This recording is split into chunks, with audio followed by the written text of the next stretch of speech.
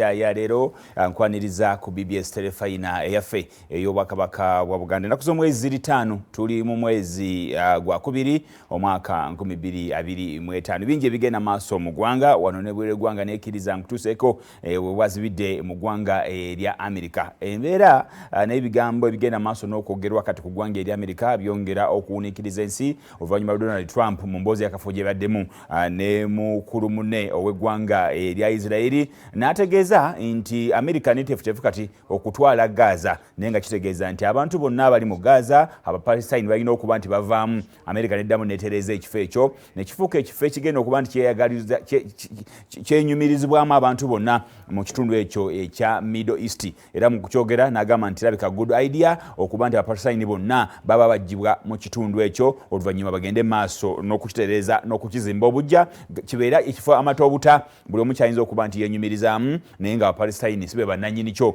nti Amerika ekola enteekateeka ey'okubawa settlement somewhere else. Ebyo nno wabyogedde munne n'amuddamu Netanyahu n'amugamba nti oli musajja mugezi nnyo era idea gy'oleese yeetaaga okubaganyizibwako ebirowoozo oba oliawo n'okugisapootinga kubanga ndoza kyekibulamu kyokka mu byonna ne badde bagenda maaso n'okuba nti bateesa. Agenda okubyogera nga Netanyahu ye mukulembeze w'eggwanga asookedde ddala okusinkana Trump mu kisanja kino oluvannyuma lwe yalayira abajjukira obulungi Trump yalayira ku mwezi 20 mwezi gwa January oluvannyuma lwe yalayira abadde takyazangako omukulembeze wa ggwanga ddala lyonna yasoose kukyaza Netanyahu. Netanyahu n'amutegeeza nti tuli basanyufu nnyo nti mu mikwano Israel gy'erina gw'okyasinza okubeera omukwano omulungi atwagaliza ebirungi era atufaako ennyo tuli ba mukisa nti tukolagana naawe mu mbeera yonna. Bino agenza okubyogera Trump mu kisanja kye ekyasooka omusajja oyo yaddira ekibuga ekikulu yaddira embassy ey'abasajja bano Abamerika n'agitwala e Jerusalemu n'agijja gye yali abantu nga bagamba nti nako kwali kunyoomoola oba oliawo nagenda maaso nakulaga lyanyi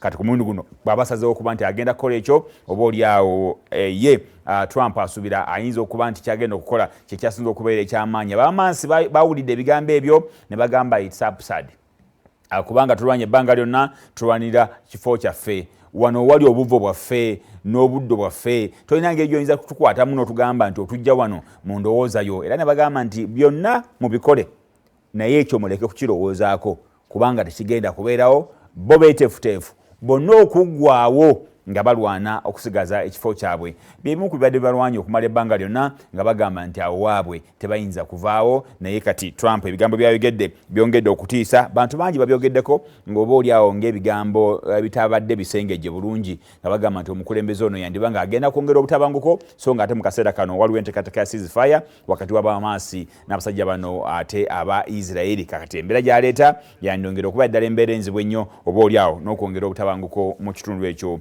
ekya Gaza. Bwe tukomawo wafudde mu ggwanga lyattu Uganda bintu bingi